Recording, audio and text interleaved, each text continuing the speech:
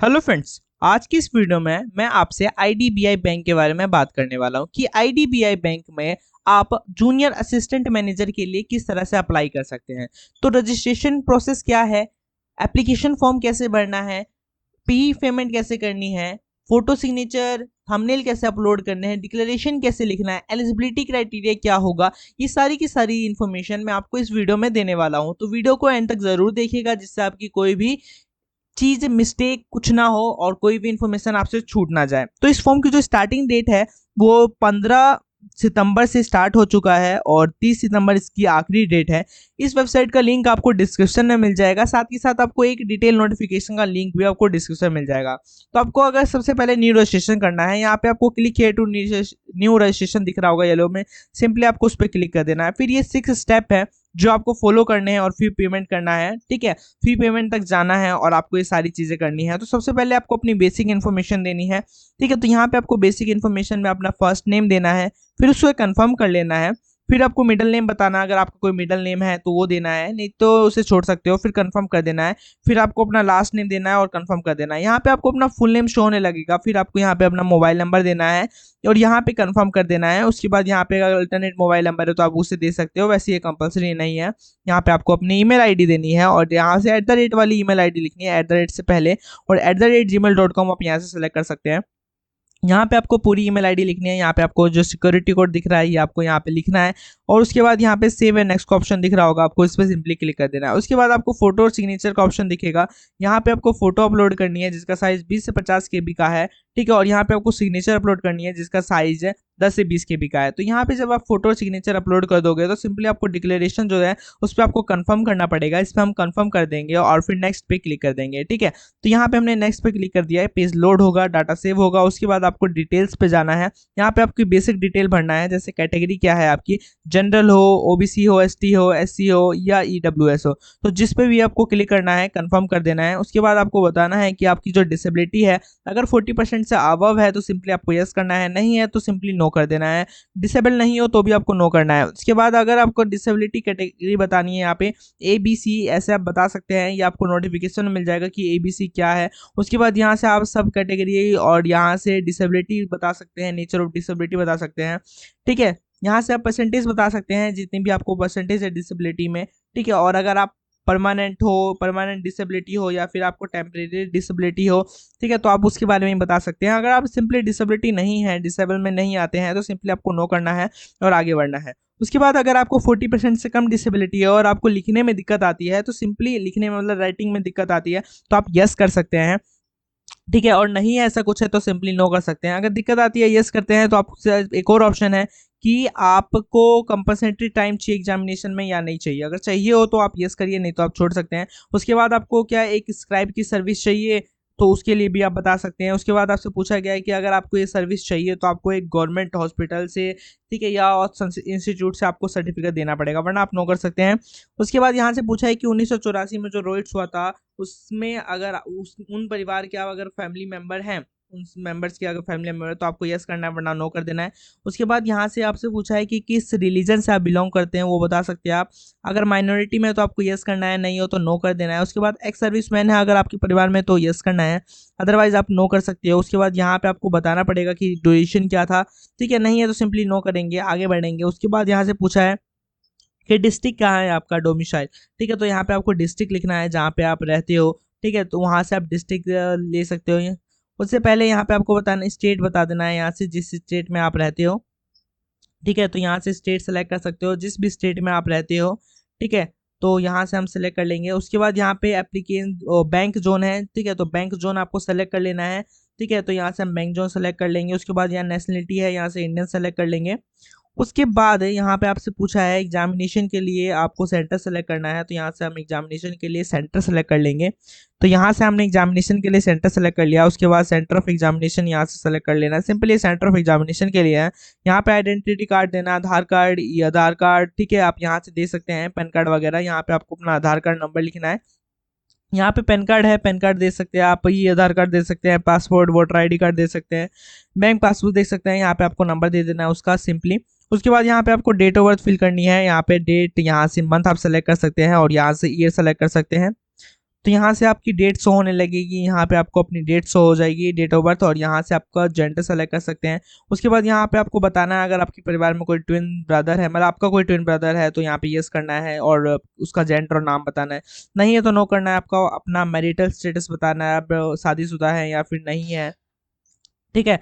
उसके बाद यहाँ पे आपको अपना फादर नेम, यहाँ पे मदर नेम लिखना है। उसके बाद यहाँ पे आपको अपना एड्रेस लिखना है जहाँ पे आप करेंटली रह रहे हैं, करेंटली जहाँ पे से आप रह रहे हैं उसका आपको एड्रेस भरना है, और यहाँ पे डिस्ट्रिक्ट बताना है आपको, और यहाँ से स्टेट सेलेक्ट कर लेना है जिस भी स्टेट में आप करेंटली रह रहे हैं, और वहाँ का पिन कोड दे देना है। उसके बाद यहाँ पे आपको परमानेंट एड्रेस बताना है। अगर परमानेंट एड्रेस और कॉरेस्पॉन्डेंस एड्रेस दोनों सेम है तो आपको सिंपली इस पर क्लिक कर देना है, और नहीं है तो सिंपली आपको ये एड्रेस भरना है, परमानेंट एड्रेस भरना है जहाँ पे आप परमानेंटली रहते हैं, यहाँ से आप भर सकते हैं। उसके बाद आपसे पूछा है कि जीएसटी इनवॉइसिंग के लिए आपको एक एड्रेस चूज करना है, परमानेंट और कॉरेस्पॉन्डेंस, तो यहाँ से सेलेक्ट कर लेंगे, फिर वैलिडेट कर देंगे, ओके कर देंगे, और फिर सेव एंड नेक्स्ट कर देंगे। उसके बाद यहाँ पे सिंपली नो थैंक्स करेंगे, और यहाँ पे आपसे पूछा जाएगा क्वालिफिकेशन। तो क्वालिफिकेशन यहाँ पे जो रिक्वायर्ड है वो ग्रेजुएट है किसी भी स्ट्रीम में, तो यहाँ से मैंने आपको क्वालिफिकेशन बता दिया। आप किसी भी स्ट्रीम में, जिस भी स्ट्रीम में आपने कर रखा है वो आपको बता देना है। जिस आप पास हो या फिर नहीं हो आप बता सकते हो, डेट ऑफ पासिंग क्या था वो आप बता सकते हो, ठीक है। आप परसेंटेज ऑफ मार्क्स बता सकते हो। शुरू में आपको नेम ऑफ कॉलेज और यूनिवर्सिटी आपको बताना है, यहाँ पे आप परसेंटेज ऑफ मार्क्स बता सकते हो कितने परसेंटेज आए, और यहाँ पे क्लास बता सकते हो फर्स्ट क्लास से सेकंड। यहाँ पे आपको क्या करना है, हर सेमेस्टर वाइज आपको अपने मार्क्स देने हैं कि इस सेमेस्टर में आपके कितने मार्क्स आए, टोटल मार्क्स कितने थे, सेकंड सेमेस्टर में आपके कितने मार्क्स आए, टोटल मार्क्स कितने थे। यहाँ पे आपका टोटल ईयर वाइज कैलकुलेट होगा और नीचे अपने आप ये सब कैलकुलेट हो जाएगा, तो ये नहीं भरना आपको। यहाँ पे आपको भरना है कि सेकंड ईयर में आपके थर्ड सेम में कितने मार्क्स आए, टोटल कितने आए, फोर्थ सेम में, ऐसे ही आपको सारा भरना है, ठीक है। तो यहाँ पे सारा आपको शो होने लगेगा डाटा, आप देख सकते हैं। उसके बाद अगर आपको कोई एडिशनल क्वालिफिकेशन भरनी हो तो आप नीचे भर सकते हैं, और अगर आपको नहीं भरना तो आप इसे छोड़ भी सकते हैं, तो ठीक है, ये कंपलसरी नहीं है, ठीक है। देख सकते हैं अगर आप यहाँ पे कुछ भरना चाहे तो भर सकते हैं। यहाँ पे देखिए कुछ नहीं है अदर से सिंपली, ठीक है। उसके बाद यहाँ से सबसे पहले पूछा गया है कि अगर आपको कंप्यूटर की नॉलेज है तो यहाँ पे आपको बताना है, और है तो क्या क्या आप जानते हो कंप्यूटर के बारे में वो बताना है। 35 कैरेक्टर में, ध्यान रखिएगा 35 कैरेक्टर में आपको बताना है। उसके बाद अगर आपको कोई एक्सपीरियंस है तो आपको यहाँ पे दे सकते हो। नेचर ऑफ एम्प्लॉय, यानी आपको नेम बताना है आपको एम्प्लॉय का। उसके बाद डेजिग्नेशन बता देना है कि क्या पोस्ट थी। उसके बाद प्रेजेंटली वर्किंग और नहीं, टाइम पीरियड बताना है कब से कब तक थे, ठीक है। नेचर ऑफ ड्यूटीज क्या थी आपकी वो बताना है, काम रोल क्या था, रीजन क्या था छोड़ने का वो बताना है, ठीक है। और सिंपली ऐड कर देना है, और यहाँ पे आपको क्या करना है, ये आपके लिए नहीं है, ठीक है, तो इसको हम छोड़ देते हैं, ये ऑप्शन इनेबल नहीं है। इनेबल हो तो आप अपने हिसाब से देख सकते हैं, प्री एग्जाम के रिलेटेड है। यहाँ पे आपको लैंग्वेज सेलेक्ट करना है, इंग्लिश लैंग्वेज सेलेक्ट करिए, हिंदी लैंग्वेज सेलेक्ट करिए, जो जो लैंग्वेज आपको आती है वो सेलेक्ट कर लेना है। उसमें आपको रीड राइट स्पीक क्या क्या आता है आपको वो बताना है। तो जैसे मैंने इंग्लिश सेलेक्ट किया है तो इंग्लिश में आपको रीड आता है, राइट आता है, स्पीक आता है। वैसे ही आप और से लैंग्वेज सेलेक्ट कर सकते हैं, हिंदी सेलेक्ट कर सकते हैं, आपको कोई और लैंग्वेज आती हो तो वो सेलेक्ट कर सकते हैं। सिंपली फिर वैलिडेट कर देना है, डिटेल्स को वैलिडेट कर देंगे। वैलिडेट करने के बाद ओके करेंगे, ओके करने के बाद सेव एंड नेक्स्ट कर देंगे, ठीक है। तो यहाँ हमने सेव एंड नेक्स्ट कर दिया। सेव एंड नेक्स्ट करने के बाद यहाँ पे आपका जो फाइनल एप्लीकेशन फॉर्म है यहाँ पे आ जाएगा।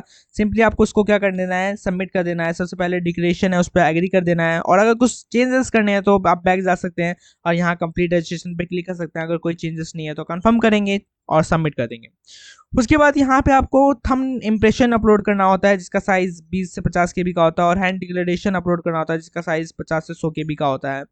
तो आप इस एनिक्जर से, आप यहाँ से जो एनिक्जर फर्स्ट है, जो आपको एक नोटिफिकेशन लिंक मिलेगा लास्ट में, आप जब पेज नंबर 24 पर जाएंगे तो आपको ये मिल जाएगा, जिसमें सारी डिटेल्स है कि किस तरह से आपको फोटो, सिग्नेचर, थंबनेल और हैंड डिक्लेरेशन अपलोड करना है। तो यहाँ से आप पढ़ के उस हिसाब से अगर आपको समझना है तो आप यहाँ से पढ़ के अपलोड कर सकते हैं। कोई दिक्कत हो तो इस एडवर्टाइजमेंट को आप पूरा रीड कर सकते हैं, इसमें सारे सॉल्यूशन है और सब कुछ बताया गया है, ठीक है। तो सिंपली आगे बढ़ेंगे हम, यहाँ से आप सारी चीज़ें पढ़ सकते हैं। उसके बाद यहाँ पे हमने अपलोड कर दिया और यहाँ पे सिंपली आपको क्या करना है, सेव एंड नेक्स्ट कर देना है। सेव एंड नेक्स्ट करेंगे, ओके कर देंगे, ओके कर दिया यहाँ पे हमने। और ओके करने के बाद आपको सिंपली यहाँ पे कैप्चर डालना है। ये जो सिक्योरिटी कोड दिया गया है ये सिक्योरिटी कोड आपको डालना है, ठीक है। तो मैं यहाँ पे सिक्योरिटी कोड डाल देता हूँ, 9WPV5, ठीक है। तो डाल लिया मैंने, सबमिट कर दिया यहाँ पे।